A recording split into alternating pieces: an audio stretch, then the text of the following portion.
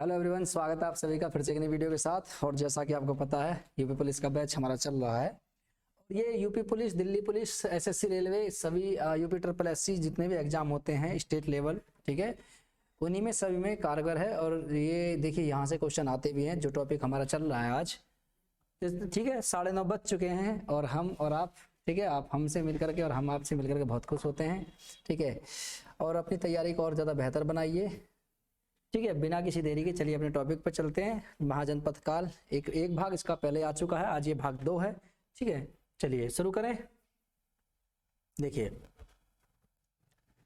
महाजनपद काल के बारे में मैंने बताया था कि महाजनपद काल, इसको एक बार देख लेते हैं, ठीक है। थोड़ा सा इस वाले मैप में देखते हैं कि महाजनपद काल 16 महाजनपद, ठीक है, 6वीं शताब्दी बीसी महाजनपद काल। और आपको दिख रहे होंगे शायद अच्छे से, ठीक है। एक बार मैं बता देता हूँ थोड़ा सा यूं ही कि कहाँ कहाँ स्थित है ये महाजनपद काल, ठीक है। तो देखिए ये 16 महाजनपद हैं और जहां से क्वेश्चन आते ही आते हैं, ठीक है।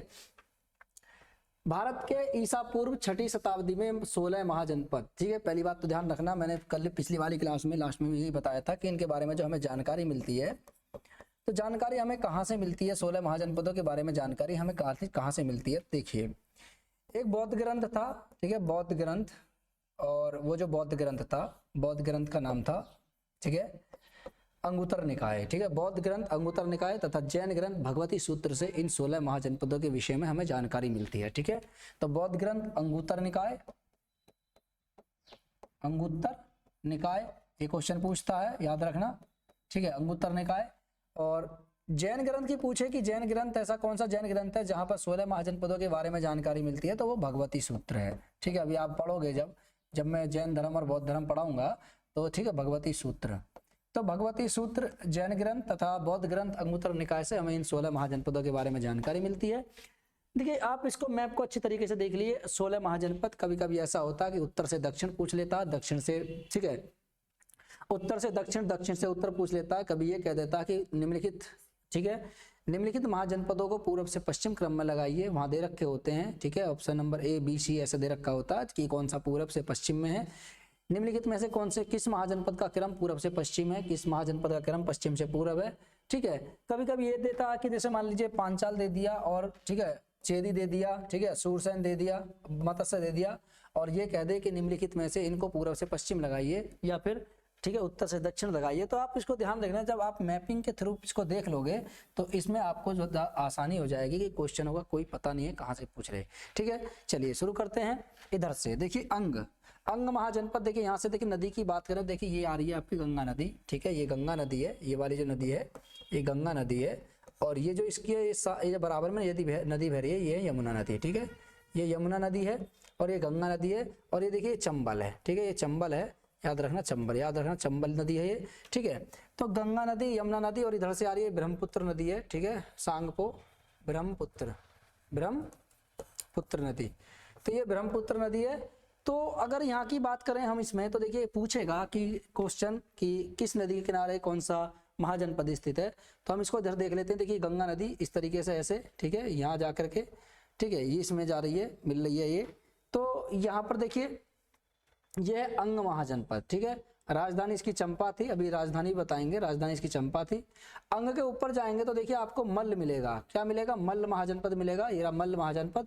बज्जी एक महासंघ था और विश्व का सबसे पहला जो गणतंत्र कहीं लागू हुआ था वो बज्जी संघ में ही लागू हुआ था, 6वीं शताब्दी ईसा पूर्व में, इसका याद रखना, ठीक है। विश्व में सर्वप्रथम गणतंत्र लागू हुआ था, विश्व में, ठीक है, सर्वप्रथम अगर क्वेश्चन पूछे कि सर्वप्रथम विश्व में गणतंत्र कहाँ लागू हुआ था, तो वज्जी एकमात्र ऐसा स्थल था, ठीक है, ऐसा जनपद था जहां पर सबसे पहले क्या हुआ था, गणतंत्र लागू हुआ था, ठीक है। वज्जी एक संघ था, संघ यानी इसमें कम से कम लगभग 8 जनपद इसमें शामिल थे, 8 जनपदों को मिलाकर के एक जनपद बनता था महाजनपद, ठीक है।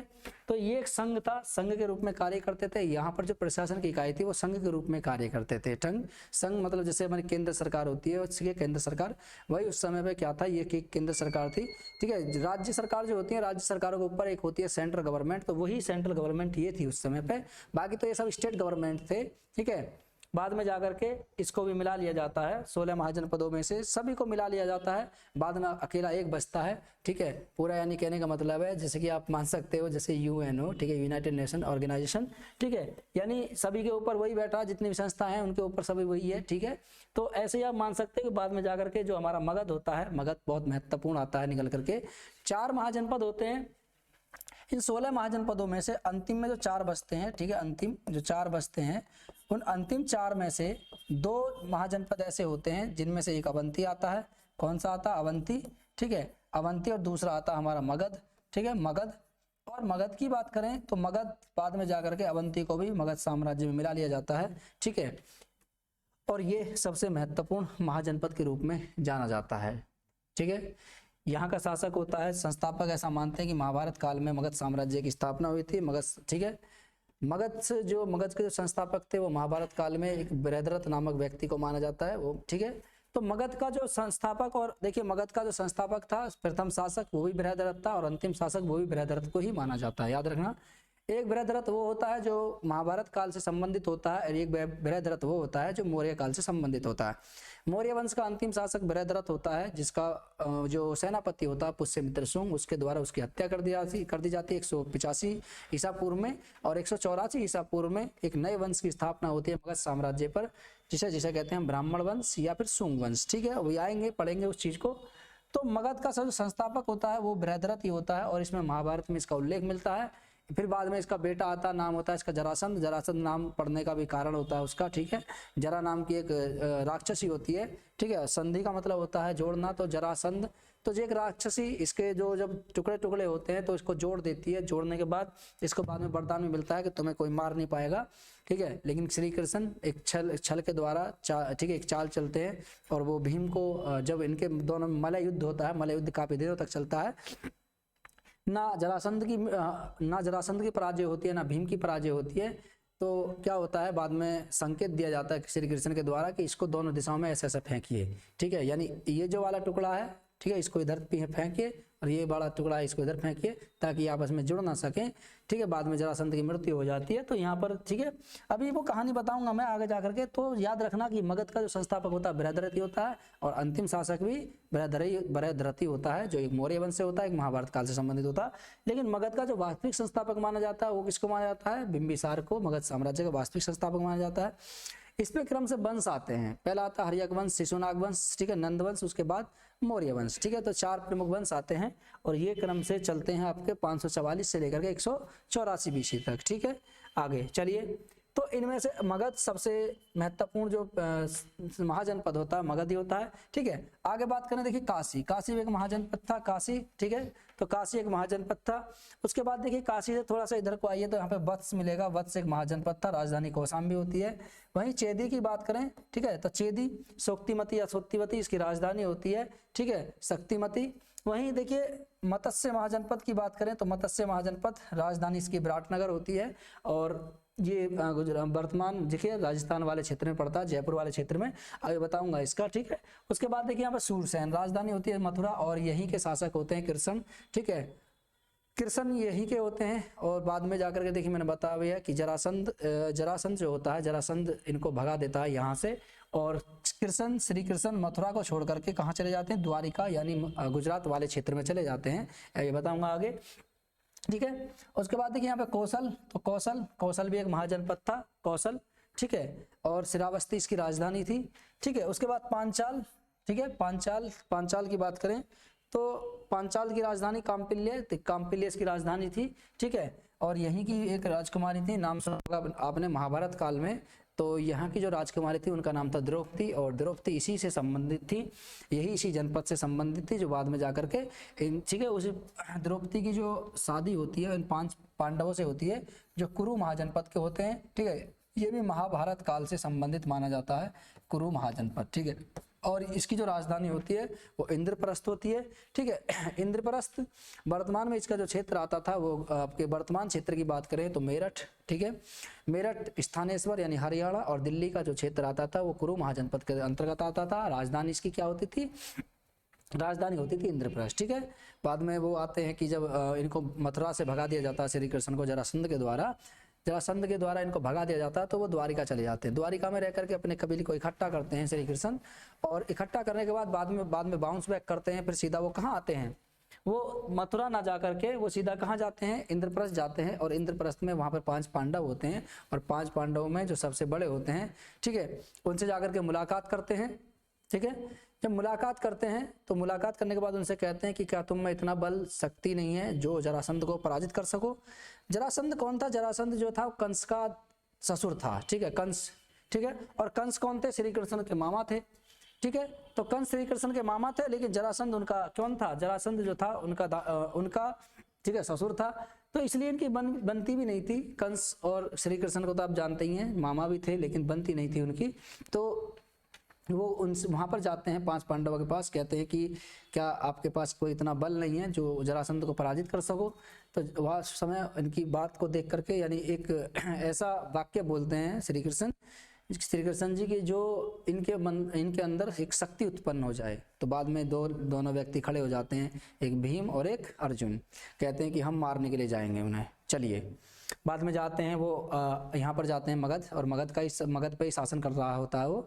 तो मगध जाते हैं, मगध में इसको ललकारते हैं। जैसे ही जरासंध अपने महल से निकलता है तो वहीं द्वार पर खड़े होते हैं ब्राह्मण का वेश बना करके। श्री कृष्ण उनको जो चुनौती देते हैं, ठीक है, चुनौती देते हैं कि मैं 2 योद्धा अपने साथ लेकर आया हूँ, आप इनसे लड़िए। ठीक है, लड़ते हैं वो। ठीक है, तो वो उनके सामने 2 ऑप्शन रखते हैं कि या तो आप तीर कमान वाला युद्ध लड़ लीजिए या फिर आप गदा वाला युद्ध लड़ लीजिए। तो तीर कमान में जरासंध इतना कुशल नहीं था, लेकिन गदा युद्ध में बहुत ज़्यादा कुशल था। तो बाद में बहुत युद्ध होता है, तो दोनों के मध्य मलय युद्ध होता है, और मलय युद्ध में कोई भी निर्णायक जीत नहीं होती है किसी की भी। ठीक है, कोई निर्णय नहीं निकलता है। बाद में जाकर के श्री कृष्ण के द्वारा उनको निर्देश दिए जाते हैं कि इसको ऐसे कीजिए। बाद में वही होता है, जरासंध की मृत्यु हो जाती है। ठीक है, सभी शासकों को मुक्त कर दिया जाता है जो इसने शासक बंदी बना रखे थे। ठीक है, उसके बाद देखिए अवंती राजधानी इसकी उज्जैन होती है, उज्जैन या महिष्मती। ठीक है, महिष्मती साम्राज्य है, आपने सुना होगा। ठीक है, बाहुबली मूवी में महिष्मती साम्राज्य, वो वाला नहीं है, वो दक्षिण भारत में था। ये आपके अवंती, ठीक है, राजधानी महिष्मती या उज्जैन होती है। उसके बाद देखिए आपको एक और दिख रहा होगा नीचे, तो यहाँ पे है नहीं, ठीक है, दिख नहीं रहा। चलिए पहले ऊपर वाले को देख लेते हैं, लास्ट वाले को भी देखेंगे। एक होता है कंबोज, राजधानी इसकी हौटक या हाटक होती है। गंधार राजधानी होती है इसकी तक्षशिला। ये 2 मात्र ऐसे स्थल हैं, ठीक है, ऐसे महाजनपद थे जो पाकिस्तान में स्थित थे। ठीक है, किसमें, पाकिस्तान में। ये पाकिस्तान में स्थित महाजनपद थे। ठीक है, कंबोज और गांधार। चलिए नेक्स्ट, एक जो था दक्षिण भारत में, यहाँ से क्वेश्चन आता है, याद रखना ये जो क्वेश्चन है, ठीक है, यहाँ से भी क्वेश्चन बन जाता है 16 महाजनपदों में। तो ये जो आपका स्थल दिख रहा है, ठीक है, ये अस्मक राजधानी इसकी राजधानी जो होती है इसकी पाटन या पोटली होती है। अस्मक एक महाजनपद था, किस नदी के तट पर, गोदावरी नदी के तट पर स्थित था, याद रखना गोदावरी नदी। और ये दक्षिण भारत का एकमात्र, ठीक है, महाजनपद था जो दक्षिण भारत में पड़ता था। 6वीं शताब्दी ईसा पूर्व का 16 महाजनपदों में से एकमात्र महाजनपद जो कहाँ पड़ता था, दक्षिण भारत में। ठीक है, और ये किस नदी के तट पर है, गोदावरी नदी के तट पर। राजधानी इसकी थी, ठीक है, राजधानी क्या थी इसकी, असम, ठीक है, राजधानी इसकी पाटन या पोटली थी। ठीक है, अब देखिए यहाँ से और एक आध, तो आप देखिए किस तरीके से इसको याद करेंगे। याद करने का तरीका जो कैसा होगा, देखिए आप इस तरीके से याद करिए। बिहार में कितने थे, बिहार में 3, ठीक है, बिहार में इनकी संख्या 3 थी महाजनपदों की। उत्तर प्रदेश यानी उत्तर प्रदेश की बात करें तो उत्तर प्रदेश में इनकी संख्या 8 है। ठीक है, 8 थी, 8 उत्तर प्रदेश में स्थित थे। ठीक है, राजस्थान में 1, ठीक है, मध्य प्रदेश में 1,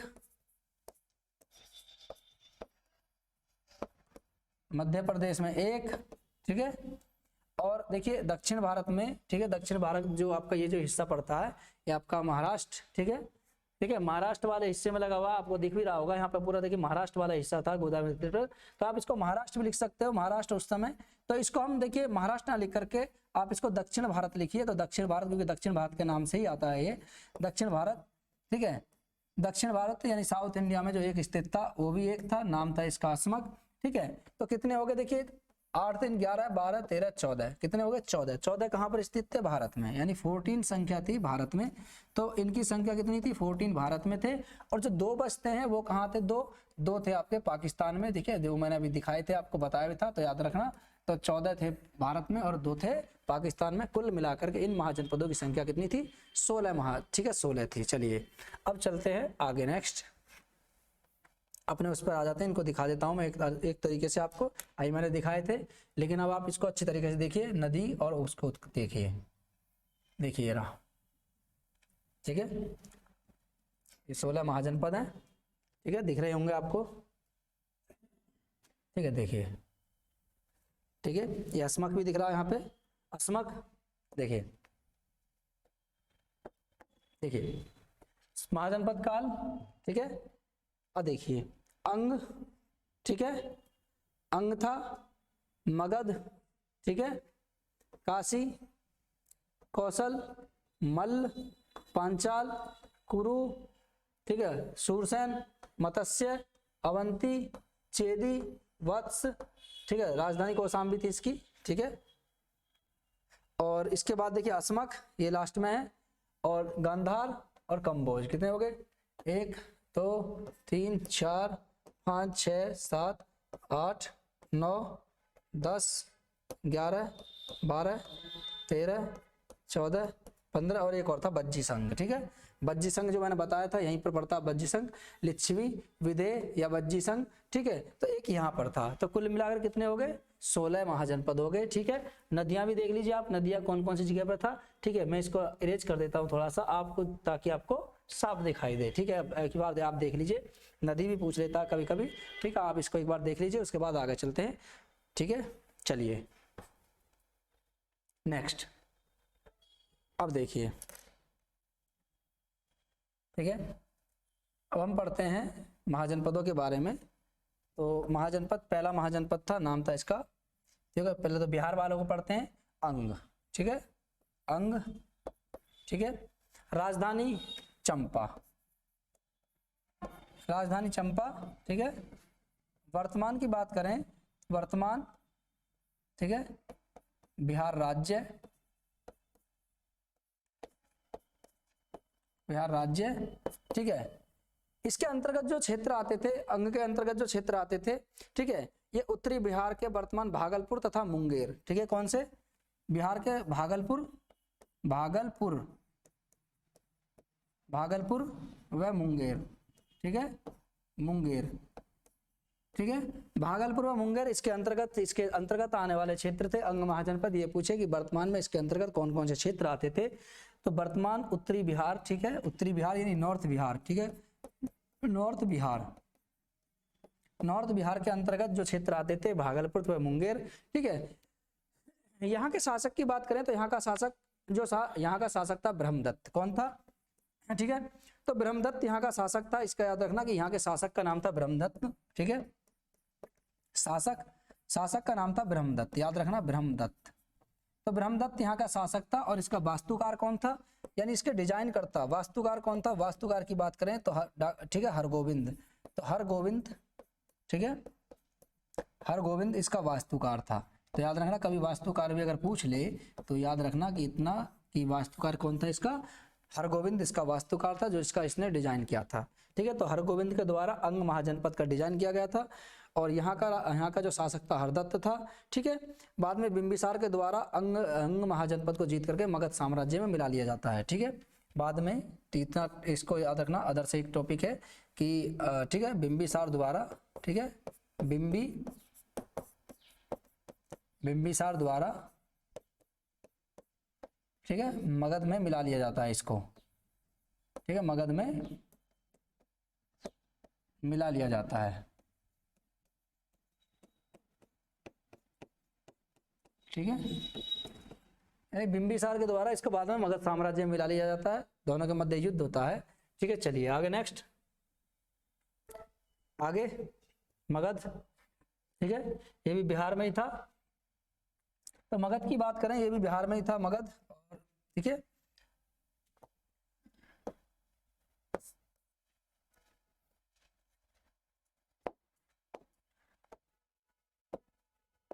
ठीक है, देखिए मगध की बात करें तो मगध, ठीक है, राजधानी थी इसकी, ठीक है, गिरिव्रज या राजगृह, गिरिव्रज या राजगृह, राजधानी इसकी गिरिब्रज या राजगृह थी, ठीक है। कहाँ था ये? बिहार में स्थित, तो याद रखना बिहार, ठीक है, बिहार में। और वर्तमान क्षेत्र की बात करें, वर्तमान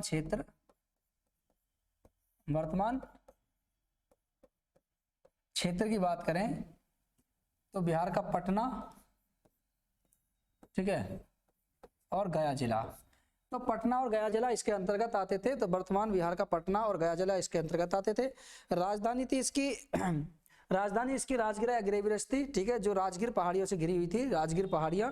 तो याद रखना पाली ग्रंथों में इसकी राजधानी, ठीक है, पाली ग्रंथों में इसकी राजधानी गिरिब्रज का हमें उल्लेख मिलता है, यानी राजगीर का उल्लेख मिलता है, ठीक है। तो ये जो राजधानी थी इसकी गिरिब्रज, ये इसका जो उल्लेख मिलता है हमें वो पाली ग्रंथों में मिलता है। तो पूछने लगे, अगर याद रखना पाली ग्रंथ, ठीक है, तो पाली ग्रंथों में हमें इसका उल्लेख मिलता है। पाली ग्रंथों में इसकी राजधानी थी राजगीर या राजगीर। यहाँ का शक्तिशाली शासक की बात करें तो यहाँ पे सबसे शक्तिशाली शासक, ठीक है, कौन था? अभी मैंने इसके बारे में जिक्र भी किया था। तो शक्तिशाली शासक जो होता है यहाँ का, ठीक है, 6वीं शताब्दी ईसा पूर्व, यानी जो महात्मा गौतम बुद्ध के समय का जो सबसे शक्तिशाली शासक था, नाम था इसका बिंबिसार, ठीक है, बिंबिसार। और ये किस वंश से संबंधित था? ये हर्यक वंश से संबंधित था, ठीक है, हर्यक वंश या पितृहंता वंश। किससे? पितृहंता वंश, ठीक है, हर्यक वंश या पितृहंता वंश, ठीक है। अब मैंने बताया था इसे हर्यक वंश और पितृहंता वंश क्यों कहते हैं, ठीक है। चलिए आगे नेक्स्ट। अब आता बज्जी, ठीक है, बज्जी संघ। बज्जी संघ की बात करें, ठीक है, ये बज्जी संघ ऐसे लिखा जाता है, ठीक है, ध्यान रखना जी, बज्जी, ठीक है, बज्जी संघ मैंने बताया था बज्जी, ठीक है, तो इसको याद रखना बज्जी, ठीक है। चलिए, ठीक है, और मैंने लिख दिया वहां पे। तो बज्जी की बात करें तो देखिए बज्जी ये गंगा के उत्तर में, आज के तिरहुत प्रमंडल बज्जियों का यहाँ पे राज्य था। तो कहाँ था ये? गंगा के उत्तर में, ठीक है। राजधानी क्या थी बज्जियों की? ठीक है, बज्जियों की राजधानी की बात करें तो इसकी राजधानी की बात करें, ठीक है, तो इसकी राजधानी थी वैशाली। क्या राजधानी थी? राजधानी की बात करें तो इसकी राजधानी थी वैशाली, ठीक है। राजधानी क्या थी इसकी? राजधानी थी इसकी वैशाली, ठीक है, वैशाली बज्जियों की राजधानी थी, ठीक है। बज्जियों की राजधानी क्या थी? वैशाली बज्जियों की राजधानी थी। और देखिए संघ था यहाँ पर, ठीक है, विश्व का सबसे पहला संघ अगर कहीं पर लागू हुआ था, ठीक है, संघ तो विश्व में सबसे पहले संघ यहीं पर एक लागू हुआ था। तो गणतंत्र था यहाँ पे, ठीक है, 8, ठीक है, 8 जनपदों का ये संघ था, ठीक है, 8 जनपदों का संघ, 8 जनपदों का संघ, ठीक है, संघ। और देखिए विश्व का सर्वप्रथम गणतंत्र यहीं लागू हुआ था, ठीक है, विश्व का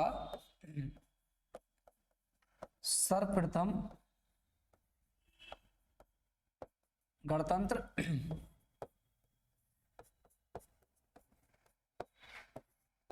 यहीं लागू हुआ, ठीक है। गणतंत्रात्मक शासन प्रणाली यहाँ पे शुरू हो गई थी, क्योंकि देखिए मैंने बताया था यहाँ पे एक केंद्रीय शासन था। केंद्रीय शासन मतलब 8 जनपदों का एक संघ था। 8 जनपद मिलकर के एक संघ बनाते थे, जिनमें से जो 3 सबसे महत्वपूर्ण थे। अब 3 सबसे महत्वपूर्ण थे इन 8 जनपदों में से, तो 8 में से 3 सबसे महत्वपूर्ण थे। वो 3 कौन से थे? तो एक तो था वज्जी, ठीक है, कौन सा था? वज्जी। एक विधेय था, ठीक है, तो विधेय, वज्जी तथा लिच्छवी, ठीक है। एक तो खुद वज्जी ही था, ये वाला वज्जी, ठीक है, एक वज्जी था, ठीक है, एक विधेय था और एक लिच्छवी, ठीक है, लिच्छवी, एक लिच्छवी। तो ये 3 सबसे महत्वपूर्ण थे और ये 3 ही सबसे ज्यादा जो निर्णय लेते थे, यानी हर एक चीज का डिसीजन लेते थे, वो इन तीनों में से ही डिसीजन लिया जाता था। सबसे महत्वपूर्ण भी होते थे ये 3, ठीक है। वर्तमान क्षेत्र की बात करें तो देखिए वर्तमान क्षेत्र, तो इसके अंतर्गत जो वर्तमान क्षेत्र आता है तो आधुनिक बसाड़ नामक स्थान, ठीक है, आधुनिक बसाड़ जो आधुनिक बसाड़ है, ठीक है, बिहार का आधुनिक बसाड़,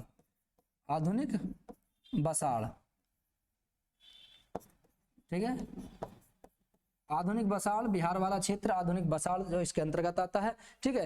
ये कहाँ पर था? बिहार में। ये भी बिहार राज्य, ठीक है, वैशाली बिहार, ठीक है, तो याद रखना बिहार, ठीक है, बिहार के गंगा के उत्तर में, ठीक है, बिहार यानी गंगा के उत्तर में, ठीक है, याद रखना। तो गंगा का जो क्षेत्र था तो गंगा के उत्तर में, ठीक है, आज के त्रिभुवन मंडल, कौन सा, गंगा के उत्तर में आज त्रिभुवन मंडल, गंगा के बिहार यानी गंगा के उत्तर में त्रिभुवन मंडल, त्रिभुवन मंडल, ठीक है, इसके अंतर्गत क्षेत्र आता था। आगे नेक्स्ट की बात करें तो आगे काशी, ठीक है, काशी, और देखिए काशी की बात करें तो काशी, ठीक है, काशी, और राजधानी की बात करें, ठीक है, राजधानी थी इसकी वाराणसी, ठीक है, काशी राजधानी, ठीक है, राजधानी थी इसकी वाराणसी, राजधानी इसकी वाराणसी थी काशी की। और देखिए इसका जो प्रमुख शासक था, सबसे शक्तिशाली शासक यहीं का था कंस, ठीक है, याद रखना कंस यहाँ का सबसे प्रमुख शक्तिशाली शासक था, ठीक है, कंस यहाँ का सबसे शक्तिशाली प्रमुख शासक था। राजधानी इसकी वाराणसी थी। वर्तमान क्षेत्र की बात करें तो वर्तमान क्षेत्र इसके अंतर्गत जो आता है, ठीक है, वाराणसी के आसपास वाला क्षेत्र, ठीक है, वाराणसी के आसपास वाला क्षेत्र इसी के अंतर्गत आता है वर्तमान में, ठीक है, इलाहाबाद का क्षेत्र, तो याद रखना इलाहाबाद का क्षेत्र, ठीक है।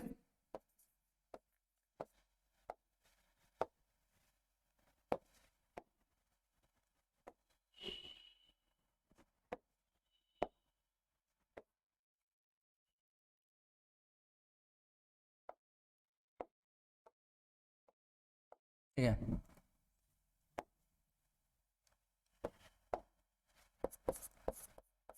वर्तमान क्षेत्र की बात करें,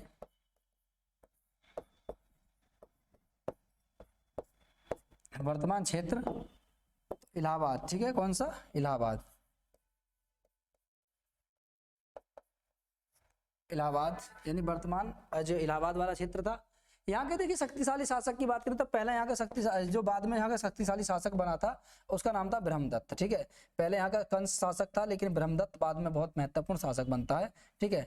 तो शक्तिशाली शासक की बात करें, शासक कौन था उस समय यहाँ पे, ठीक है, शासक, तो शासक की बात करें, शासक था यहाँ का ब्रह्मदत्त, ठीक है, ब्रह्मदत्त यानी वही शासक जो अंग का था, तो ब्रह्मदत्त यहाँ का शक्तिशाली शासक था, ठीक है। तो शक्तिशाली शासक का नाम क्या था, ब्रह्मदत्त यहाँ का सबसे शक्तिशाली शासक था। तो ब्रह्मदत्त के द्वारा कौशल के ऊपर विजय प्राप्त करी गई थी, ठीक है, जो कौशल था, कौशल एक महाजनपद, देखिए ये रहा कौशल महाजनपद, तो कौशल के ऊपर ब्रह्मदत्त के द्वारा ही यहाँ पर विजय प्राप्त करी गई थी, ठीक है। चलिए आगे नेक्स्ट बात करें,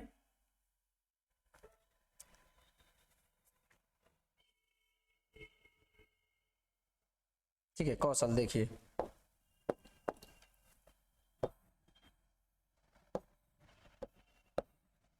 राजधानी, राजधानी की बात करें तो श्रावस्ती, ठीक है, राजधानी क्या थी इसकी, श्रावस्ती, ठीक है, राजधानी क्या थी, श्रावस्ती,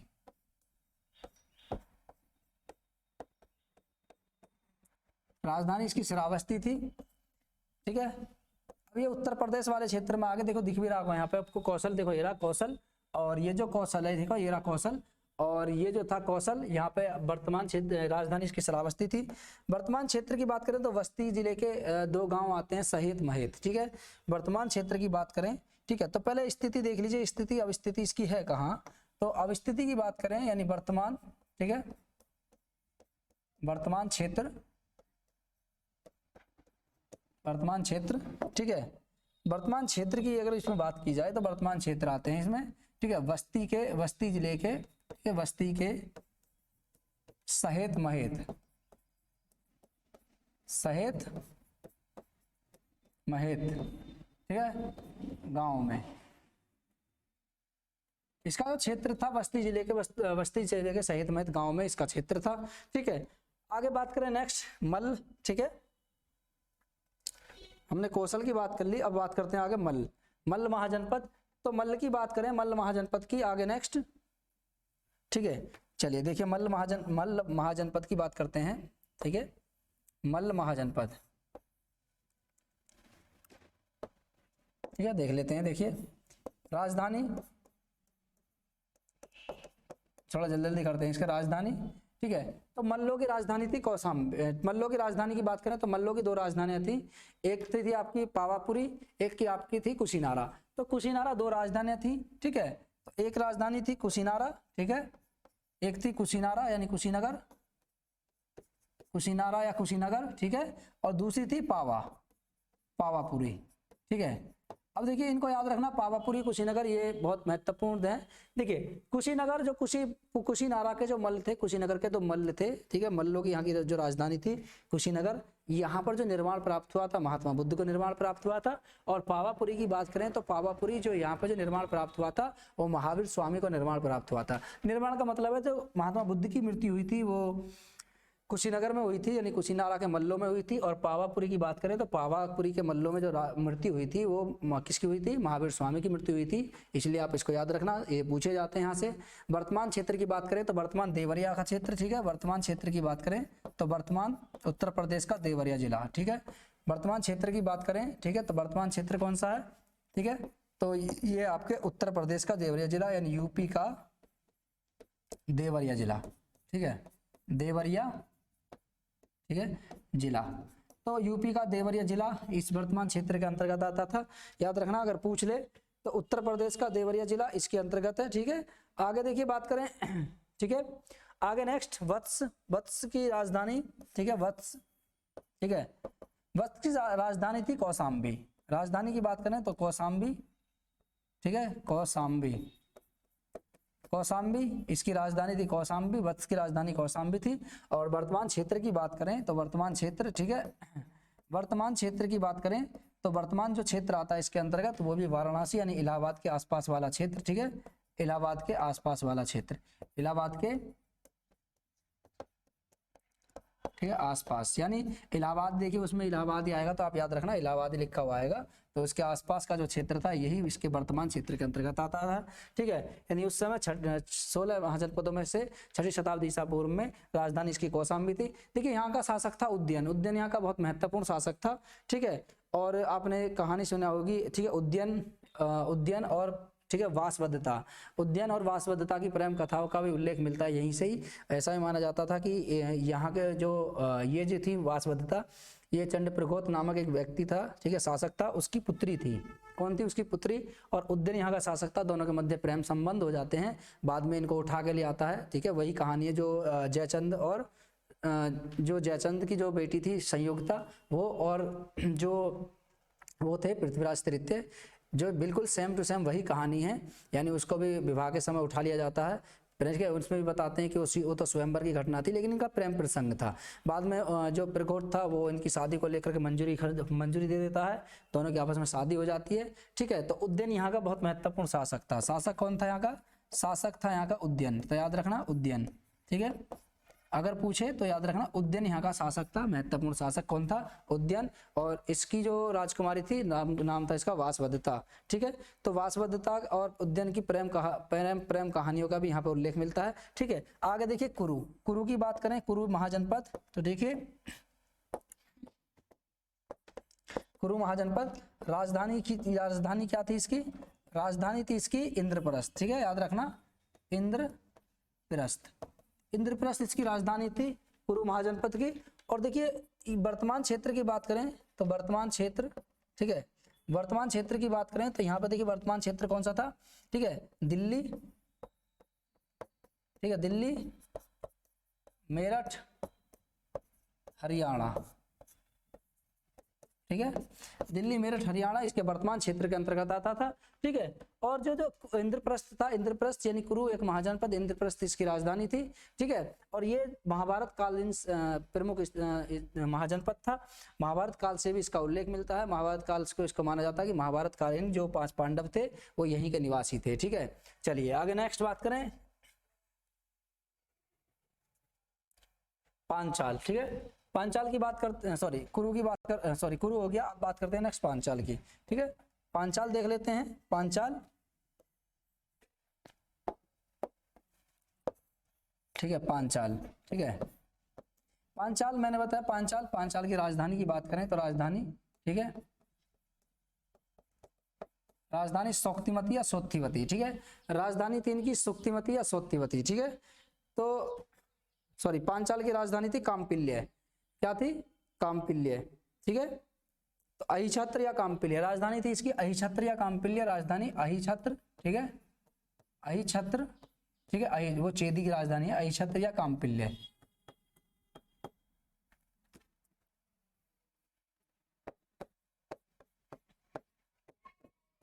राजधानी किसकी? काम्पिल्य। ठीक है, वर्तमान क्षेत्र की बात करें तो रुहेलखंड वाला क्षेत्र, ठीक है, आधुनिक रुहेलखंड वाला क्षेत्र इसके अंतर्गत आता था। ठीक है, आधुनिक, ठीक है, वर्तमान क्षेत्र की यहां पे बात करी जाए, वर्तमान क्षेत्र